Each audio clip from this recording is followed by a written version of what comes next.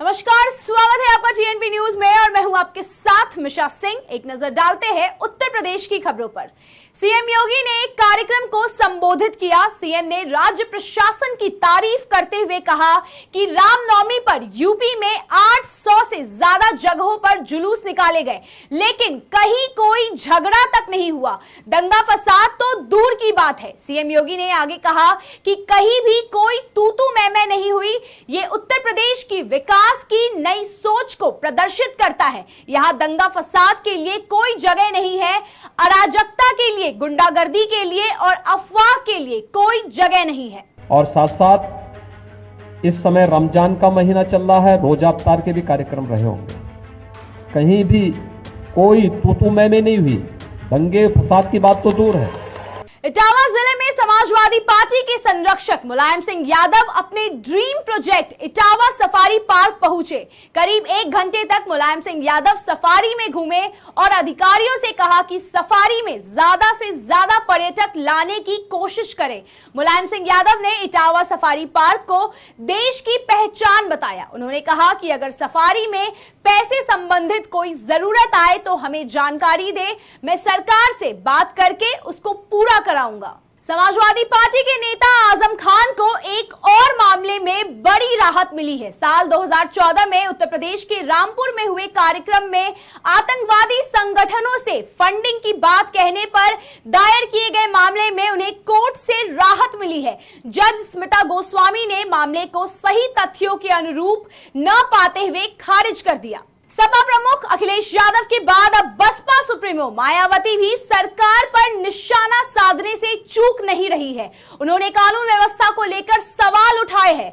रामनवमी के दौरान मध्य प्रदेश के खरगोन में हिंसा की घटनाओं के अलावा राजस्थान और गुजरात में घटनाओं का जिक्र करते हुए बसपा प्रमुख ने देश में कानून व्यवस्था को लेकर सवाल खड़े किए हैं और उन्होंने बीजेपी और कांग्रेस पर निशाना साधा है। उन्होंने उत्तर प्रदेश में कानून व्यवस्था पर भी सवाल उठाए हैं। मायावती ने कहा कि यूपी में भी कानून व्यवस्था और अपराध नियंत्रण के नाम पर सरकार पुलिस और न्यायपालिका को नजरअंदाज करने का काम कर रही है।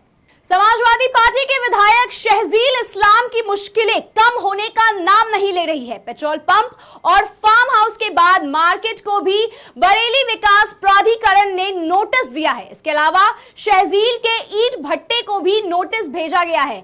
भट्टा विधायक शहजील इस्लाम के पिता इस्लाम साबिर की पार्टनरशिप में है। बीडीए ने शहनिला ब्रिक फील्ड को 17 दिसंबर 2019 को ध्वस्तीकरण का आदेश दिया था। अब एक बार फिर नोटिस जारी किया गया है। लखीमपुर खीरी कांड की आग ठंडी होने का नाम नहीं ले रही है। घटना के चश्मदीद गवाह पर रामपुर में जानलेवा हमला करने का मामला सामने आया है। पीड़ित ने आरोप लगाया है कि कुछ लोगों ने रास्ते में उससे मारपीट की और जान से मारने की धमकी दी। पीड़ित गवाह हरदीप सिंह का कहना है आरोपी तिकोनिया कांड के मामले में गवाही न देने के लिए दबाव बना रहे थे। वक्त हो चुका है एक छोटे से ब्रेक का। ब्रेक के उस पार खबरों का सिलसिला यूं ही चलता रहेगा।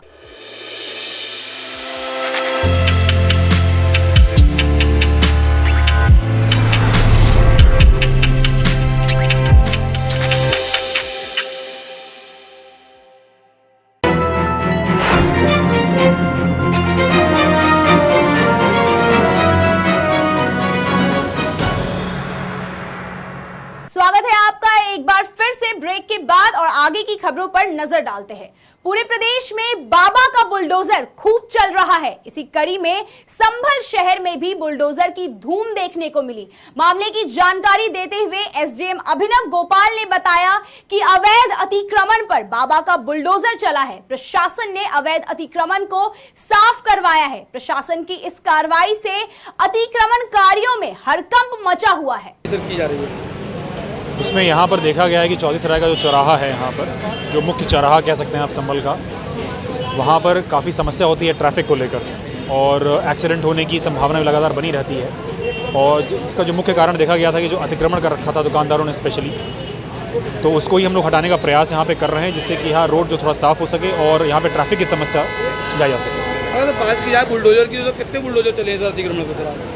आज 2 JCBs चल रहे हैं, साथ साथ जितने भी होर्डिंग्स हैं और जितने भी इलीगल बोर्ड्स लगे हुए हैं या जो पोल्स लगे हुए हैं उनको भी हटाया जा रहा है। उसके लिए भी लगातार 2-3 ट्रैक्टर्स JCBs लगे हैं। तो इस अभियान में कितने लोग शामिल हैं, मतलब कौन कौन विभाग लगे हुए हैं? इसमें क्योंकि मुख्यतः ये नगर पालिका का क्षेत्र है तो यहाँ पे EO साहब और उनकी पूरी टीम, नगर पालिका की पूरी टीम यहाँ पे लगी हुई है। साथ साथ हमने पुलिस की भी सहायता ली है क्योंकि किसी तरह की कोई और दिक्कत ना यहाँ पर हो। और साथ ही साथ रेवेन्यू डिपार्टमेंट भी यहाँ पे लगा हुआ है कि कौन सी ज़मीन किसकी है, क्या है, या किसी कोई आपत्ति है तो वो भी हम यहाँ ले सकते हैं। तो ये अभियान कब तक चलता रहेगा? यह अभियान अब लगातार नियमित रूप से और हर 2-3 दिन के अंतराल में आप कह सकते हैं कि चलता रहेगा।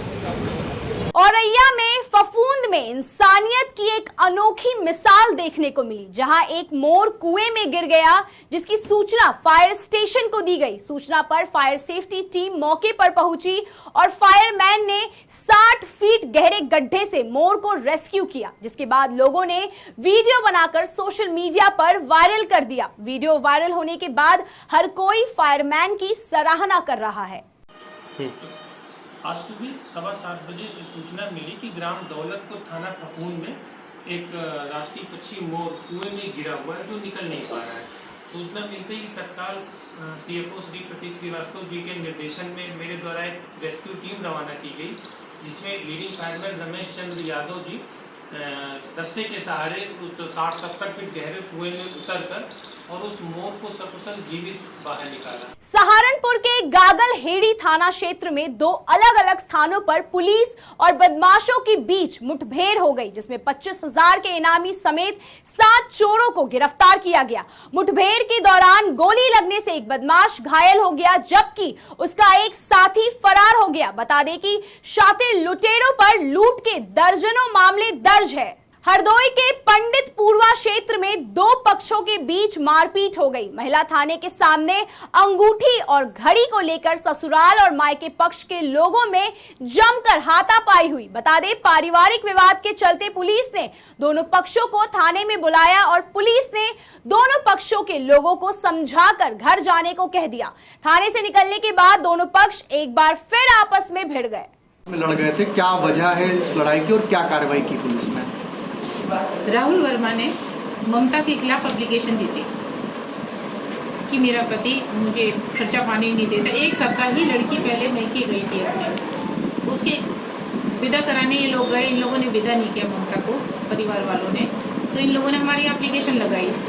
8 तारीख को इन लोगों की मैंने सुनवाई की। 8 तारीख को ही एप्लीकेशन आई थी। दोनों पक्षों ने एक दूसरे पर तर्क वितर्क किया कि मैं इस कारण से नहीं जा रहा, मैं इस कारण से नहीं ले जा रहा, लेकिन दोनों पक्ष राजी हो गए थे। वर पक्ष ये फिर भी चाहता था, रोहित वर्मा ये कहते थे कि मैं ले जाने को तैयार हूँ, लेकिन लड़की और लड़की के पिता ने साफ कहा मैं भेजने से मना कर रहा हूँ।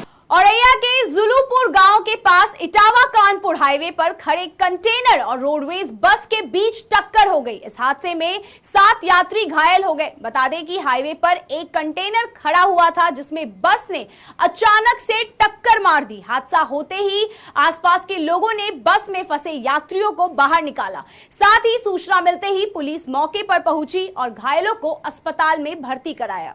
अजीतमल में हाईवे के पास जुलूपुर के समीप जो है आज सुबह तड़के जो है बस और ट्रक के बीच टक्कर हुई, जिसमें 7 लोग घायल हो गए, जिसमें एक व्यक्ति जो है गंभीर इसके देखते हुए सैफई रेफर किया गया है। बाकी अग्रिम कार्रवाई की जा रही है। मऊ के बेलवा गांव में एक देवर ने धारदार हथियार से दिन दहाड़े अपनी भाभी की हत्या कर दी, जिसके बाद उसने गांव की एक लड़की पर भी हमला कर दिया। इस पूरी घटना का अंजाम देने के बाद सिरफिरे ने खुद भी फांसी लगा ली। वही सूचना मिलते ही पुलिस मौके पर पहुंची और शवों को कब्जे में लेकर पोस्टमार्टम के लिए भेजा।